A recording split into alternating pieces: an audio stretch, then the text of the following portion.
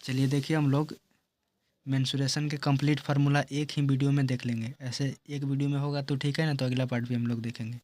चलिए देखिए पहले हम लोग ब्रीथ के बारे में समझते हैं जितना फार्मूला है। देखिए एक ब्रीथ मतलब समझिए कि एक गोल आकार के समझिए कि कोई ब्रीथ बोलते हैं। देखिए इसमें आधा होता है, एक सेंटर होता है बीच में, इसको यहाँ से यहाँ तक बोलते हैं रेडियस। आप पूरा यहाँ से यहाँ तक मिला दीजिएगा तो पूरा डायमीटर हो जाएगा, व्यास हो जाएगा। तो चलिए देखिए ब्रीथ का क्षेत्रफल क्या होता है। तो आपको ध्यान रखना है ब्रीथ के क्षेत्रफल पाई आर एक्स बार होता है। ब्रीथ के परिधि होता है 2 पाई आर। अगला है ब्रीथ का त्रिज्या। तो देखिए ब्रीथ का त्रिज्या क्या होता है। व्यास दिया रहेगा तो उसको आप आधा कर दीजिएगा, तो ब्रीथ का त्रिज्या होगा व्यास बटा 2, या समझिए कि d/2 कहिए।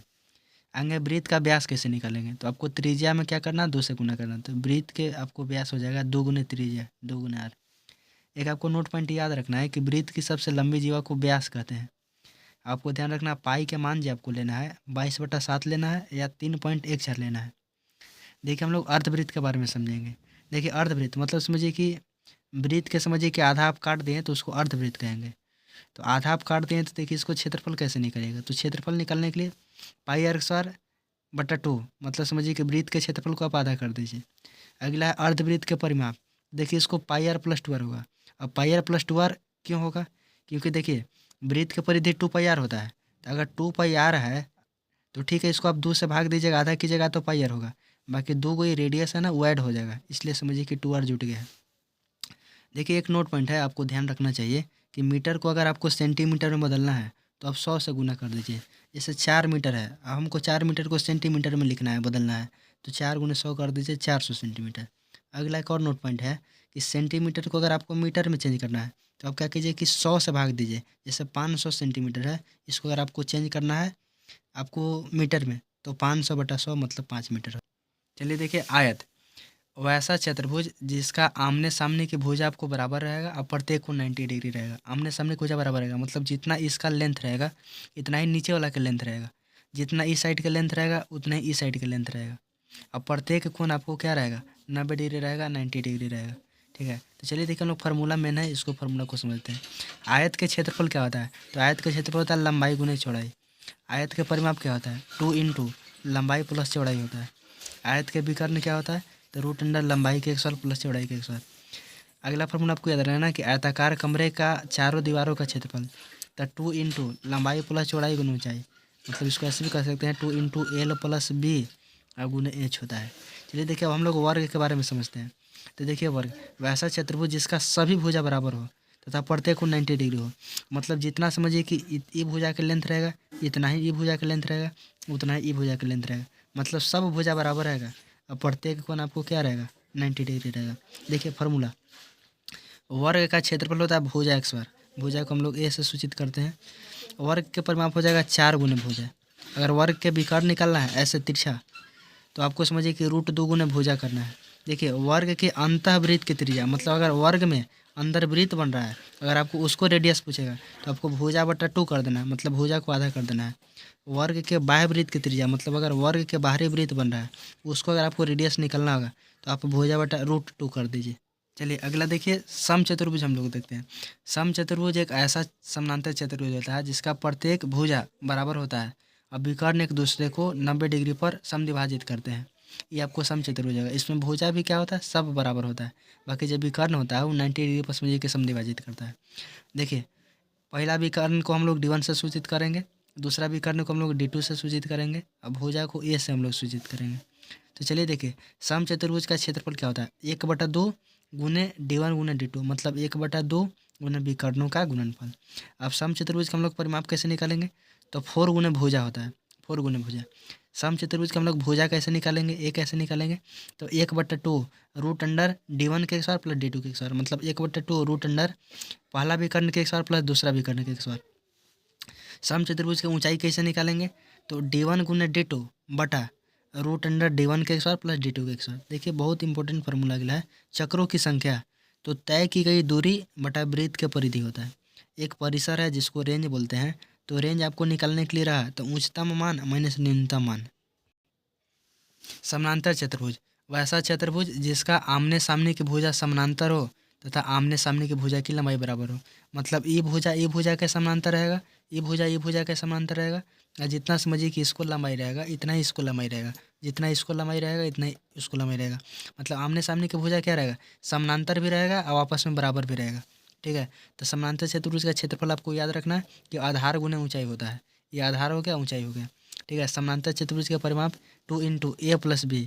ठीक है, समानांतर चतुर्भुज का क्षेत्रफल क्या होता है, तो 2 गुने फिर वन फार्मूला, मतलब √AS × A - B × एक आपको रिलेशन याद रखना चाहिए, जिसमें जी कि पहला विकर्ण होता है, मतलब DN के x² + D2 के x² बराबर 2 × A x² + B x² होता है। ठीक है, आपको D1 और D2 समझिए कि विकर्ण की लंबाई है।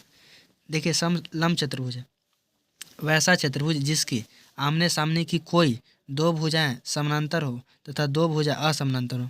मतलब दो भुजा तो समानांतर रहेगा, बाकी दो भुजा असमानांतर रहेगा। देखिए ये भुजा आगे जाके ऊपर कट जाएगा, इसलिए असमानांतर है। तो समलंब चतुर्भुज का क्षेत्रफल आपको याद रखना है कि 1/2 गुने A + B × H। तो A + B क्या है, समानांतर भुजा है। ऐसे भी कह सकते हैं कि 1/2 गुने समानांतर भुजाओं का योग गुने ऊंचाई। ठीक है, परिमाप आपको इसको पूछेगा निकालने के लिए समलंब चतुर्भुज के, तो A + B + C + D मतलब सब भुजा के आप क्या कर दीजिए, जोड़ दीजिए।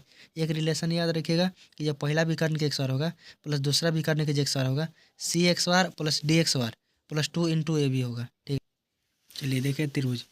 3 सरल रेखा खंडों से घिरी बंद आकृति को त्रिभुज कहते हैं। त्रिभुज को हम लोग ऐसे सूचित करते हैं। देखिए त्रिभुज 3 प्रकार का होता है।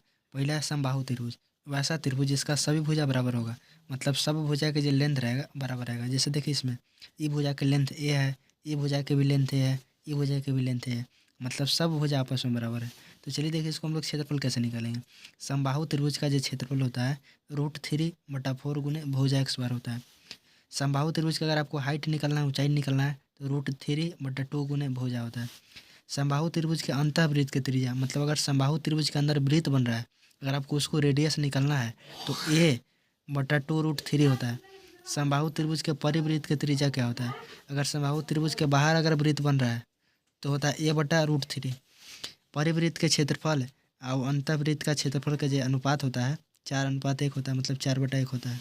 परिवृत्त की त्रिज्या होता है और बटा अंतःवृत्त के जो त्रिज्या होता है 2/1 में होता है। समद्विबाहु त्रिभुज वैसा त्रिभुज जिसका दो भुजा बराबर होगा और एक भुजा समझिए कि मतलब अलग रहेगा। ठीक है, तो देखिए इसमें समझिए कि दो को भुजा बराबर है, मतलब ई ए है, ई ए है, मतलब ई भुजा की लेंथ ए है, ई भुजा की भी लेंथ ए है, बाकी ई भुजा की लेंथ है वो बी है। मतलब दो भुजा समद्विबाहु त्रिभुज में बराबर रहेगा। समद्विबाहु मतलब द्वि का भुजा बराबर रहेगा। तो देखिए समद्विबाहु त्रिभुज का क्षेत्रफल B/4 √4 A x² - B x²। और समद्विबाहु त्रिभुज के जो परिमाप क्या होगा, तो 2A + B।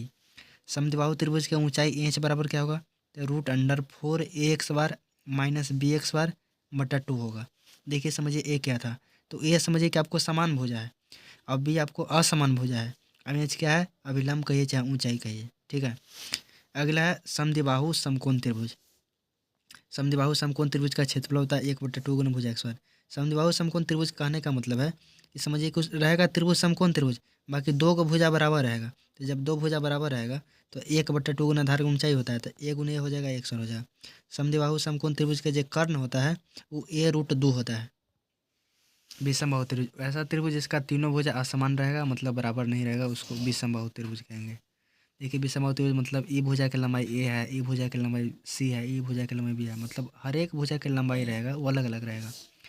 तो त्रिभुज का क्षेत्रफल मतलब 1/2 गुना आधार गुना ऊंचाई से निकलेंगे। ये तो समझिए कि आपको जनरल फार्मूला है, अगर आपको समझिए कि आधार ऊंचाई पता रहेगा था। ऐसे भी समबाहु त्रिभुज का क्षेत्रफल आपको याद रखना है, हीरोन फार्मूला होता है, मतलब √S × A/S - B × देखिए अब हम लोग एस क्या है, तो एस समझिए कि अर्ध परिमाप है, मतलब त्रिभुज का अर्ध परिमाप है। तो निकालेंगे कैसे, आप तीनों भुजा को जोड़िए और उसको आधा कर दीजिए, मतलब A + B + C/2।